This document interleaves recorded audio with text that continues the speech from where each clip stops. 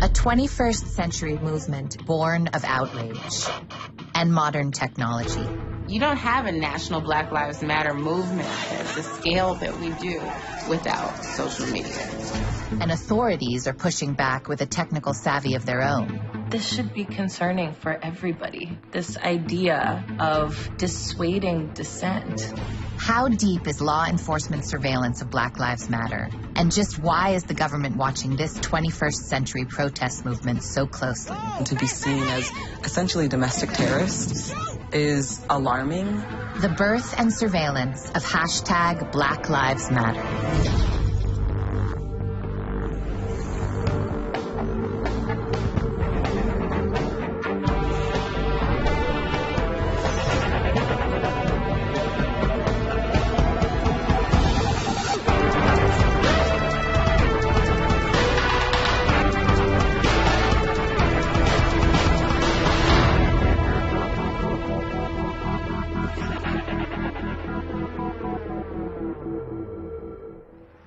Secretary Clinton has said that she would protect and enhance Social Security just this past week. That seems like pretty ambiguous. A town hall meeting featuring presidential hopefuls Bernie Sanders and Martin O'Malley. I don't know. You might, this probably...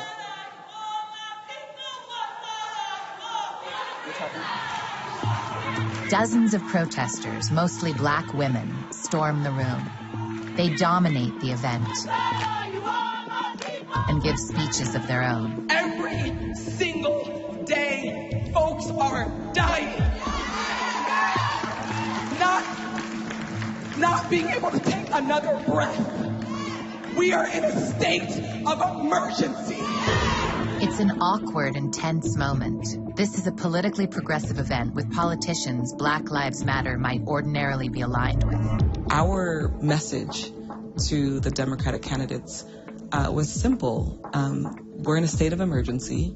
If you don't have an agenda that's about black folks, if you don't have an agenda that's really looking at the ways in which black folks have been suffering for centuries in this country, then we're not going to vote for you. 1 week later in Cleveland, Black Lives Matter activists surround a police car attempting to take a young teen into custody for public intoxication. The activists demand the boy's release. As more officers arrive on the scene, pepper spray is used on the crowd. But the number of activists only grows. Finally, BLM organizers negotiate the boy's release to his mother's custody. It was a small victory in a larger struggle to change a system that Black Lives Matter believes unfairly targets African Americans. But BLM protesters had already become a major point of interest to law enforcement. Black Lives Matter was officially being watched. We know that we've always been targets of the state, either violently or in terms of them using these methods to learn more about us and track us, but that doesn't deter us. Soon after this interview, activist DeRay McKesson learned just how much he was being personally tracked. Documents provided through the Freedom of Information Act showed that the cybersecurity firm ZeroFox was watching him, assessing his influence, and then feeding that information to the city of Baltimore. We've always had surveillance. Most of the time it's unwarranted. It's a violation of the Constitution. It's done to intimidate people and interfere with their right to assemble and free speech. That's certainly the case with Occupy, with Black Lives Matter. You know, what are you talking about? What has this got to do with terrorism or making the country safe? People forget that the Constitution extended these protections to people that the government wasn't going to like. Okay, if you'll please publish the verdict. This is the genesis of hashtag Black Lives Matter. 2 years earlier in Florida, George Zimmerman stands trial for the shooting death of unarmed 17-year-old Trayvon Martin. We, the jury, find George Zimmerman not guilty. The verdict sends shockwaves through Black America. In Oakland, California, Alicia Garza, a workers' rights activist, had spent the day monitoring the trial through social media. We just could not fathom that this man could get away with killing a child. And he wasn't a police officer. He's just some random dude who wanted to be like Neighborhood Watch. That not guilty verdict changed something in my DNA. Garza went on Facebook and posted her thoughts. Black people, I love you. I love us. Our lives matter. Black lives matter. It was an intervention I needed when Alicia wrote the love letter. A few hundred miles away, prison reform activist Patrice Cullors was also feeling the sting of the verdict. Looking to commiserate, she went online and saw Garza's post. I saw the Black Lives Matter. I put a hashtag in front of it. It must have been intuition. And I knew that those 3 letters needed to be this generation's call. I mean, that's what I wanted it to be. And I very quickly, told Alicia, let's make this a project. Let's have it be all out online and offline organizing project for Black lives. In Brooklyn, Opal Tometi, an immigrants' rights activist, was also acquainted with Alicia Garza. I actually heard about this post that she had on Facebook, and I reached out to her directly and said, hey, this is brilliant. I really like what this says. I really like the hashtag, but I don't think it should just be amongst ourselves. I think we should actually build out a platform. So I went online, I bought a domain, I got Tumblr, I set up Facebook and all of those platforms, and I just said, let's just try it out and see where this goes. And it went viral. Because I have young Black people in my life, I wanted to build something that they can look to and be proud of, and to know truly that their life matters. Just days after George Zimmerman's acquittal, Black Lives Matter is able to organize its first direct action protest. The target? A symbol of American wealth and leisure, Rodeo Drive. This is where Black folks get stopped. This is where Black folks get frisked. So let's interrupt their eating. If you can put your champagne down for a minute. I got on the microphone and asked the people who were drinking their champagne to bow their heads to Trayvon Martin. And I thought that was the least they could do. In the months to come, the ranks of Black Lives Matter swell as social media accounts and viral video footage show men and women in altercations with the police. All of these people died, either soon after or while in custody. Jason Harrison, Eric Garner, John Crawford III, Kajemi Powell, Tamir Rice, Jeremy Reed, Charlie Kanang, Philip White, Walter Scott, Freddie Gray, Sandra Bland, Samuel DuBose. And there are more. There are many more. Garza, Cullors, and Tometi would combine their expertise to form the nucleus of a loose network dedicated to nonviolent direct action protests. Their project for racial justice would soon impact the nation and attract the eyes of local and federal law enforcement. When I wrote those posts, I didn't know what was coming.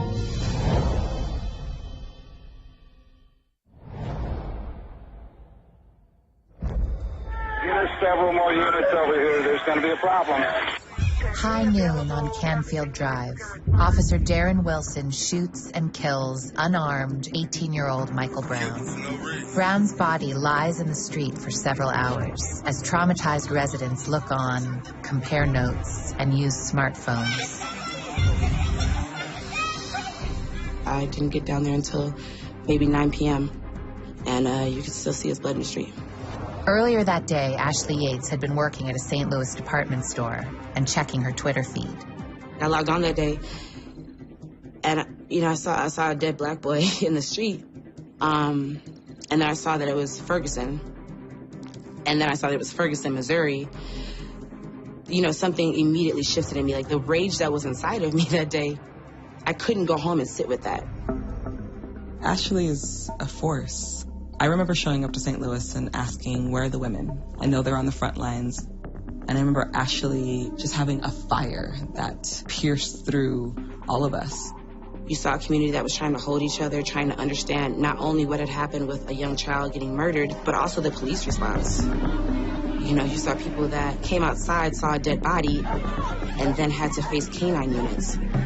Just for saying, like, this dead boy shouldn't be laying in the street. My son laying her life for no apparent reason because he walked through the store.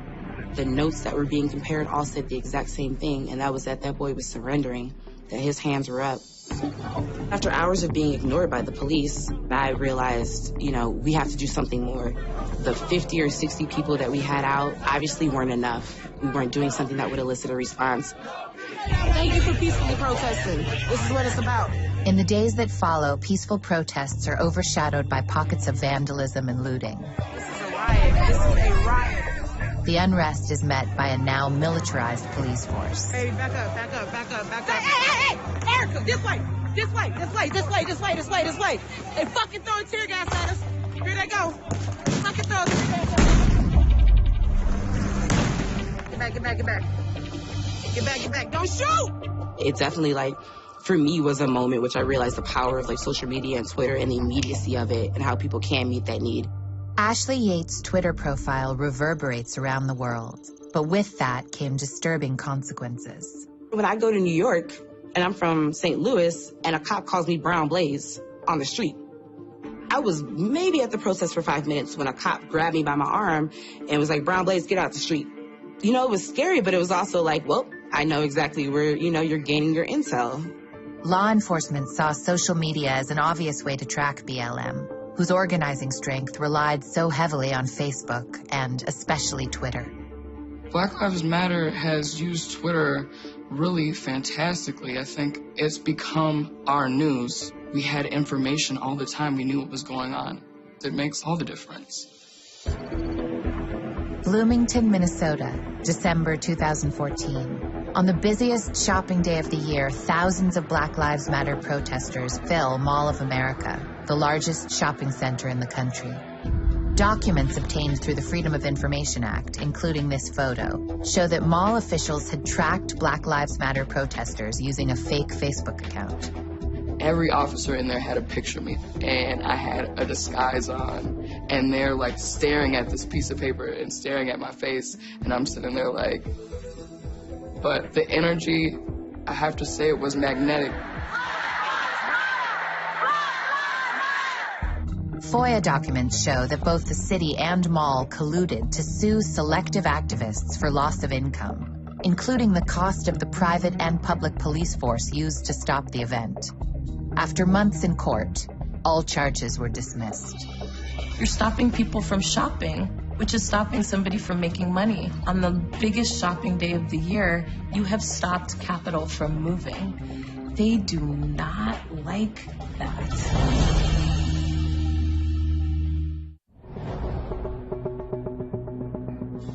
For many involved with Black Lives Matter, the technology might be new, but surveillance of civil rights groups in the United States has a long history. The FBI, under a program called COINTELPRO, created at the behest of J. Edgar Hoover, was designed to stall the civil rights movement and to cause it to unravel.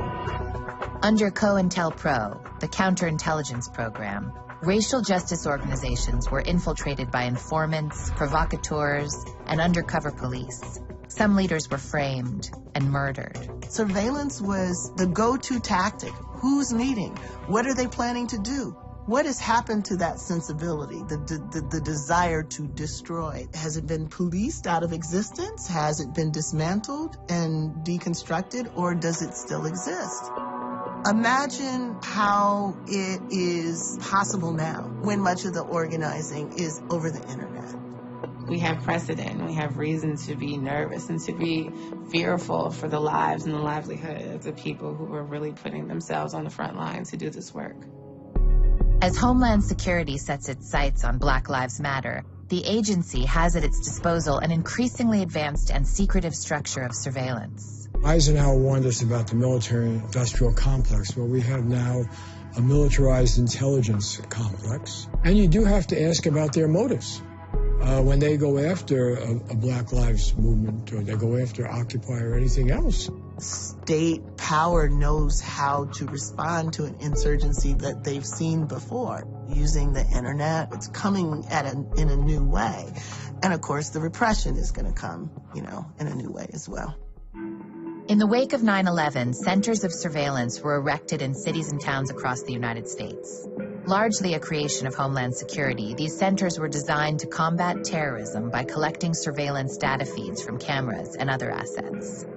In Los Angeles, it's called the Real-Time Critical Response Division. In Chicago, it's the Crime Prevention Information Center. In New York, it's simply called Ring of Steel. I assume that they're monitoring my email, my phone calls, my locations, and who I'm with at whatever point in time.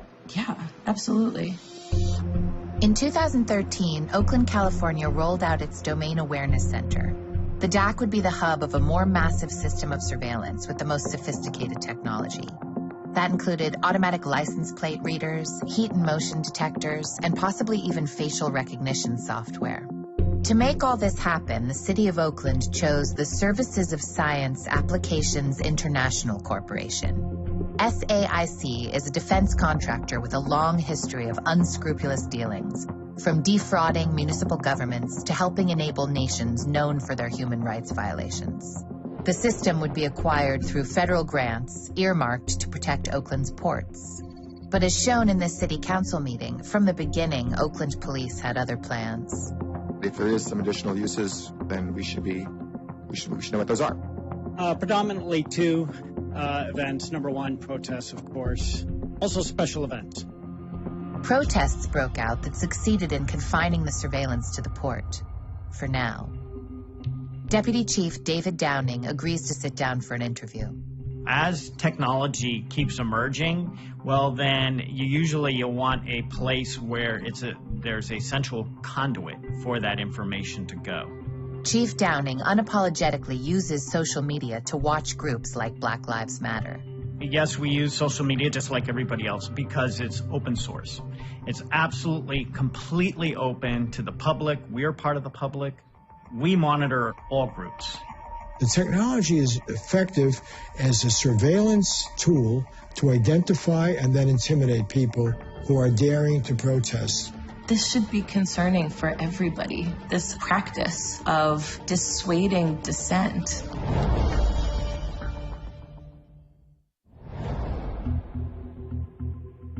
Black Lives Matter takes its cues from social justice movements of the past, and they're particularly aware of the role surveillance and infiltration played in the demise of some of those movements. We're in the 21st century. Technology has evolved. The methods and mechanisms for surveillance and infiltration have also evolved. And so I don't doubt it for a minute that that is happening to us too.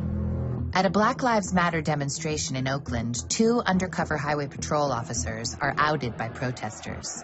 The situation gets dangerous. During a Black Lives Matter demonstration in Chicago, an emergency management vehicle rides parallel to the demonstrators. Activists say their cell phones behave oddly and speculate in real time that the SUV is carrying a cell phone data collection device called a Stingray. Documents suggest Chicago police began buying controversial Stingrays in 2005. This intercepted police audio suggests a Stingray was being used to spy on a BLM organizer during a Black Friday protest 1 week earlier. One of the girls is kind of an organizer here.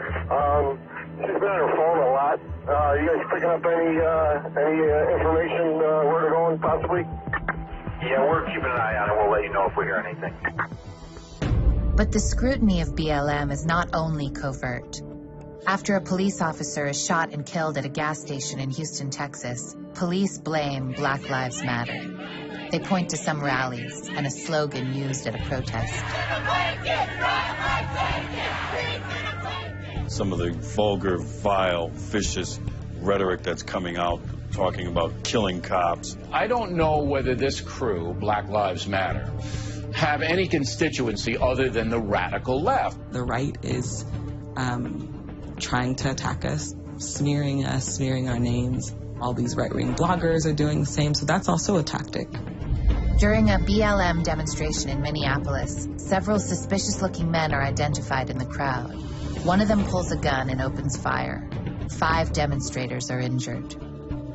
It's scary, and it's hard to know what to do with entities that are so much bigger than us, right? We don't have the same type of technology. What we do have is our organizing skills, social media. That's this generation's ability to bring about our narrative. For me, the way that I make it through is just remembering why I'm here and remembering that I'm not the first or the last. And it's not fun, It's not glamorous, it's not cute, it's taxing, but it's necessary. We're doing, social justice work. We're sharing where we're going. We know that we're right to do this work. Using social media and direct action protests, Black Lives Matter forced the issue of racial inequality back into the political arena. Now we have people from across the world connecting one another. When Palestine started tweeting to Ferguson protesters how to deal with tear gas, that is how oppressed people start to link up. That is true power. I think anytime that an attempt at changing the world relies so heavily on the internet, there is the possibility that people will simply lose interest and walk away. We hope that 5 years from now, that there will still be a vibrant, active movement that is pushing for our basic humanity. I don't think that goes out of style. Trying to change the rules of how society works, particularly for racially marginalized groups, has never been a fair struggle. It's never been one about, can you convince us? It's always been, can one get the word out before you are completely taken offline?